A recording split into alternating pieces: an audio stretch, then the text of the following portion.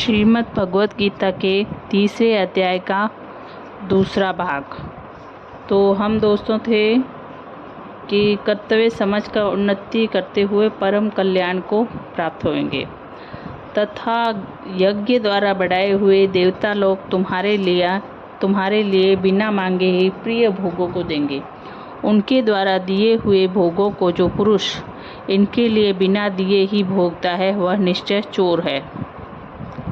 कारण कि यज्ञ से शेष बचे हुए अन्न को खाने वाले श्रेष्ठ पुरुष सब पापों से छूटते हैं, और जो पापी लोग अपने शरीर पोषण के लिए ही पकाते हैं वे तो पाप को ही खाते हैं, क्योंकि संपूर्ण प्राणी अन्न से उत्पन्न होते हैं और अन्न की उत्पत्ति वृष्टि से होती है तथा वृष्टि यज्ञ से होती है, और वह यज्ञ कर्मों से उत्पन्न होने वाला है तथा उस कर्म को तू वेद से उत्पन्न हुआ जान, और वेद अविनाशी परमात्मा से उत्पन्न हुआ है। इससे सर्वव्यापी परम अक्षर परमात्मा सदा ही यज्ञ में प्रतिष्ठित है।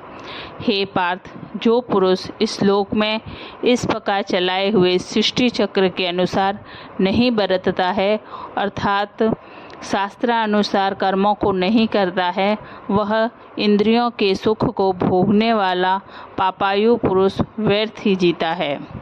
परंतु जो मनुष्य आत्मा ही में प्रीति वाला और आत्मा ही में तृप्त तथा आत्मा में ही संतुष्ट होवे, उसके लिए कोई कर्तव्य नहीं है, क्योंकि इस संसार में उस पुरुष का किए जाने से भी कोई प्रयोजन नहीं है और न किए जाने से भी कोई प्रयोजन नहीं है तथा इसका संपूर्ण भूतों में कुछ भी स्वार्थ का संबंध नहीं है, तो भी उसके द्वारा केवल लोक हितार्थ कर्म किए जाते हैं। इससे तू अनास्त हुआ निरंतर कर्तव्य कर्म का अच्छी प्रकार आचरण कर, क्योंकि अनास्त पुरुष कर्म करता हुआ परमात्मा को प्राप्त होता है। इस प्रकार जनकादि ज्ञानी जन भी आसक्ति रहित कर्म द्वारा ही परम सिद्धि को प्राप्त हुए हैं।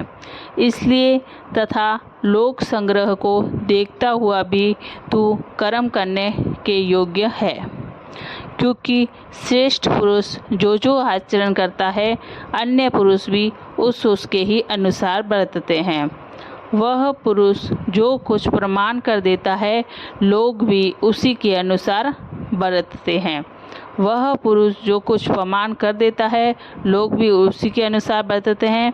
इसलिए हे अर्जुन, यदि दोस्तों अगर हम बड़ी बड़ी सेलिब्रिटी जो काम करती है उसकी नकल करके हम भी करते हैं, वही श्री कृष्ण भगवान भी अर्जुन को समझा रहे हैं कि तू महान पुरुष है, जो तू कार्य करेगा ना उसी का आगे लोग उसके अनुसार ही चलेंगे। जैसे कि तूने अगर यहाँ पे कर्म करना छोड़ के और गांडी वगैरह फेंक के और ये तेरे कर्तव्य से तू हट गया तो फिर तेरा ही अनुसरण करेंगे सब लोग। वही समझा रहे हैं श्री कृष्ण भगवान।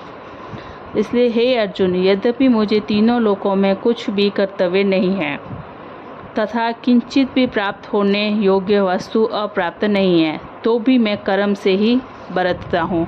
अगर भगवान भी इस संसार में जन्म लेते हैं तो वो अपना कर्म करते हैं, क्योंकि कर्म करना जरूरी है। फल की इच्छा नहीं करनी चाहिए। फल देना उसका काम है, कर्म करना हमारा काम है। क्योंकि यदि मैं सावधान हुआ कदाचित कर्म में न बरतूं तो हे अर्जुन, सब प्रकार से मनुष्य मेरे बर्ताव के लिए अनुसार बरतते हैं, अर्थात बरतने लग जाएं। ये तथा यदि मैं कर्म न करूं तो ये सब लोग भ्रष्ट हो जाएं और मैं वरण शंकर का करने वाला हूँ तथा इस सारी प्रजा का हनन करूं, अर्थात मारने वाला बनूं। इसलिए हे भारत, कर्म में आसक्त हुए अज्ञानी जन जैसे कर्म करते हैं वैसे ही अनास्त हुआ विद्वान भी लोक शिक्षा को चाहता हुआ कर्म करे। ज्ञानी पुरुष को चाहिए कि कर्मों में आसक्ति वाले अज्ञानियों की बुद्धि में भ्रम अर्थात कर्मों में अश्रद्धा उत्पन्न न करे, किंतु स्वयं परमात्मा के स्वरूप में स्थित हुआ और सब कर्मों को अच्छी प्रकार करता हुआ उनसे भी वैसे ही करवाए। हे अर्जुन, वास्तव में संपूर्ण कर्म प्रकृति के गुणों द्वारा किए हुए हैं, तो भी अहंकार से मोहित हुए अंतःकरण वाला पुरुष मैं करता हूँ ऐसा मान लेता है। परंतु हे महाबाहो, गुण विभाग और कर्म विभाग के तत्वों को जानने वाला ज्ञानी पुरुष संपूर्ण गुणों में बरतते हैं ऐसे मानकर नहीं आसक्त होता है, और प्रकृति के गुणों से मोहित हुए पुरुष गुण और कर्मों में आसक्त होते हैं। उन अच्छी प्रकार न समझने वाले मूर्खों को अच्छी प्रकार जानने वाला ज्ञानी पुरुष चलायमान न करे। इसलिए हे अर्जुन, तू ध्याननिष्ठ चित्त से संपूर्ण कर्मों को मुझ में समर्पण कर, आशा रहित और ममता रहित होकर सताप रहित हुआ युद्ध कर। हे अर्जुन, जो कोई भी मनुष्य दोष बुद्धि से रहित और श्रद्धा से युक्त हुए सदा ही मेरे इस मत के अनुसार बरतते हैं, वे पुरुष संपूर्ण कर्मों से छूट जाते हैं।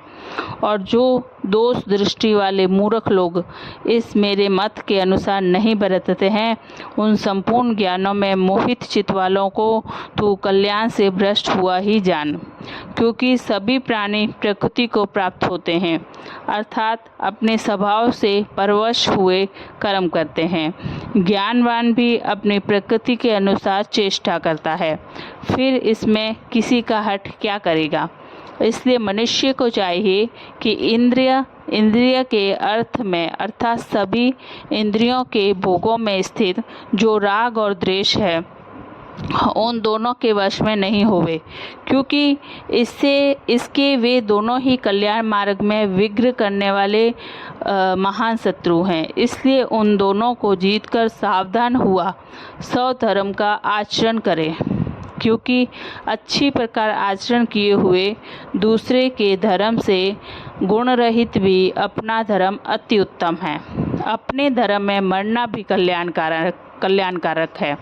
श्री कृष्ण भगवान कहते हैं कि अपने धर्म की रक्षा के लिए अगर मरना भी पड़े ना तो वो भी कल्याणकारक होता है, परंतु अपने धर्म की रक्षा करनी चाहिए और दूसरे का धर्म भय को देने वाला है। इस पर अर्जुन ने पूछा कि हे कृष्ण, फिर यह पुरुष बलात् लगाए हुए के सदुष न चाहता हुआ भी इस किससे पेरा हुआ पाप का आचरण करता है। इस प्रकार अर्जुन के पूछने पर श्री कृष्ण महाराज बोले, हे अर्जुन, रजोगुण से उत्पन्न हुआ यह काम ही क्रोध है। यह ही महाअशन अर्थात अग्नि के सदृश भोगों से न तृप्त होने वाला और बड़ा पापी है। इस विषय में इसको ही तू वैरी जान। जैसे धुएं से अग्नि और मल से दर्पण ढका जाता है तथा जैसे जेर से गर्भ ढका हुआ है, वैसे ही उस काम के द्वारा यह ज्ञान ढका हुआ है। और हे अर्जुन, इस अग्नि सदृश न पूर्ण होने वाले काम रूप ज्ञानियों के नित्य वैरी से ज्ञान ढका हुआ है। इंद्रियां, मन और बुद्धि इस काम के वास स्थान कहे जाते हैं, और यह काम इन मन, बुद्धि और इंद्रियों द्वारा ही ज्ञान को आच्छादित करके इस जीवात्मा को मोहित करता है। इसलिए हे अर्जुन, तू पहले इंद्रियों को वश में करके ज्ञान और विज्ञान के नाश करने वाले इस काम पापी को निश्चय पूर्वक मार। और यदि तू समझे कि इंद्रियों को रोककर काम रूप वैरी को मारने की मेरी शक्ति नहीं है, तो तेरी यह भूल है।